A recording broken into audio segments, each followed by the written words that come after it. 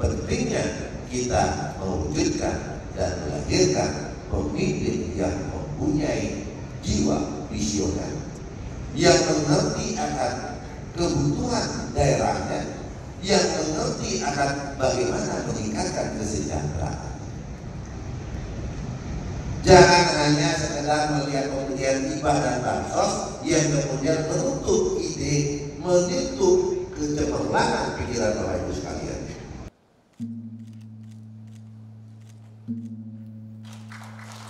Gus Adi bersama BPIP Jaring Aspirasi Masyarakat Bali ajak konsisten implementasikan Pancasila.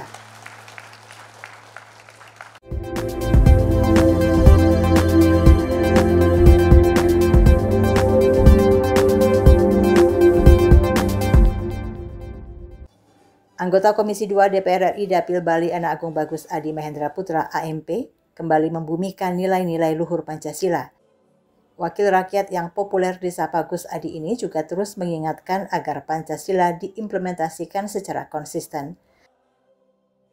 Hal tersebut disampaikannya saat menjadi narasumber dalam penjaringan aspirasi masyarakat bersama DPR RI di wilayah Bali dalam rangka penyusunan Renstra Badan Pembinaan Ideologi Pancasila BPIP tahun 2025-2029 di Kota Denpasar tahun 2024 pada Minggu 29 September 2024 di Hotel Aston Denpasar.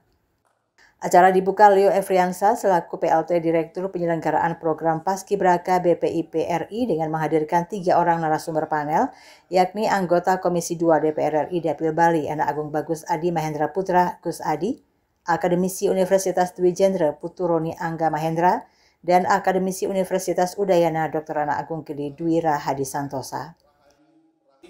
Leo Efriansa dalam sambutannya mengungkapkan di tahun depan penjaringan aspirasi masyarakat ini dilakukan berbagai metode, diantaranya survei kepuasan masyarakat melalui media sosial, kemudian penjaringan aspirasi dengan mengambil sampel lokasi berupa perwakilan dari masing-masing pulau di Indonesia. Provinsi Bali merupakan salah satu wilayah yang dijadikan lokus dalam penjaringan aspirasi masyarakat bersama anggota DPR RI.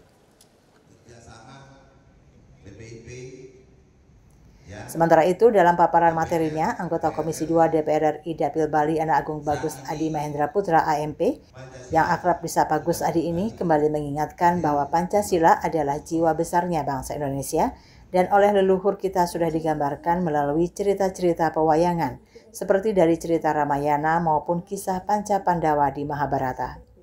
Permasalahannya saat ini adalah Pancasila ini masih dalam tataran logos. Yang harus kita benahi adalah bagaimana sekarang menggeser dari logos ini menjadi etos, menjadi gerak implementasinya dalam perilaku.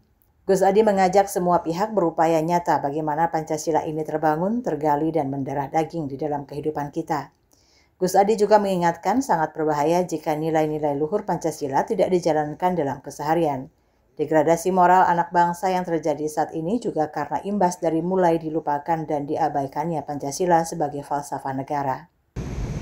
Jangan hanya berganti wajah, akhirnya berganti kebijakan, gengsi melaksanakan hal-hal yang sudah sangat bagus.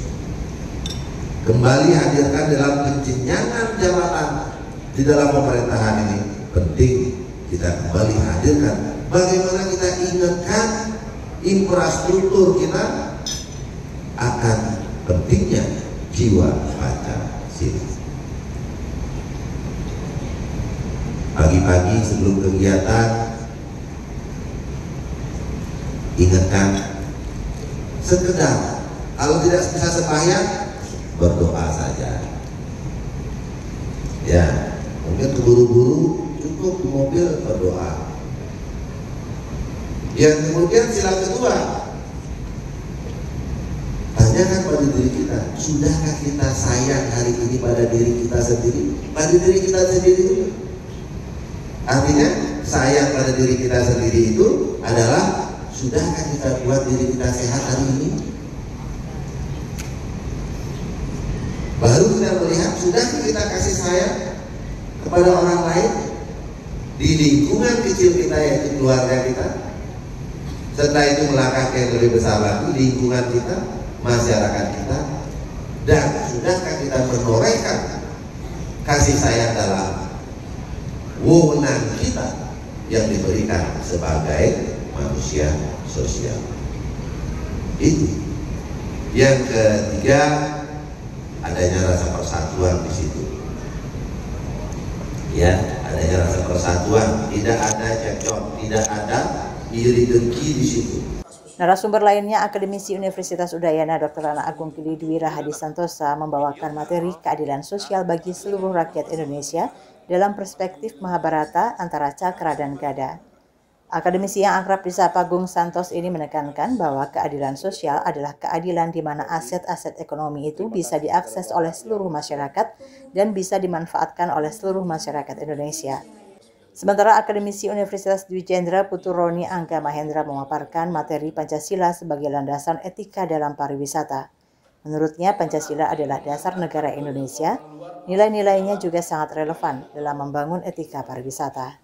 Ketuhanan ini mengajarkan bahwa setiap manusia di Indonesia itu diberikan kebebasan untuk menganut agama dan kepercayaan dengan berbagai caranya. Tetapi kita masih sering ribut juga soal agama sebesar. Ya, setiap hari raya misalnya, kalau tadi Pak Gung Santos cerita toleransinya, saling bertukar ucapan, kemudian saling bertukar hadiah ulang upacara hari raya. Kabar Bali Hits mengabarkan.